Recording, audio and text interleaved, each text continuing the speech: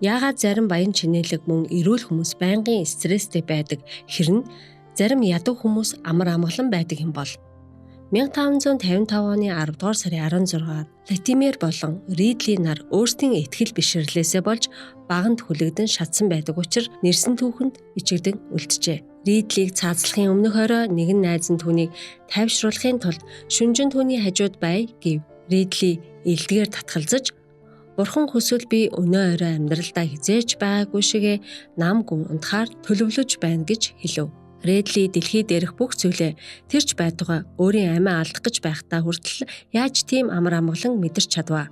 Амьдралд олон зүйлсийг туулах тусам бид амар амгалан гэдэг нь ямар ч асуудалгүй байх биш юм гэдгийг ойлгож эхэлдэг. Амар амгалан төгс эрүүл мэнд, эд баялаг эсвэл үлгэрт гардаг шиг амьдралаас хамаардаггүй. Харин бид Бурхныг олохдоо жинхэнэ амар амгалан олдог билээ.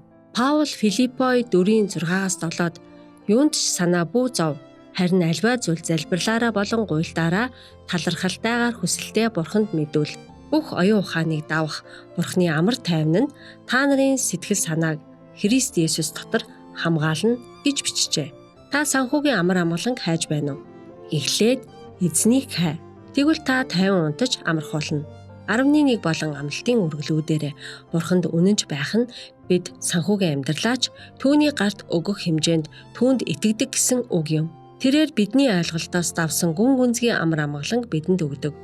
Өөрсдийгөө адагт харин Бурхныг нэгдүгээр тавьцгаая.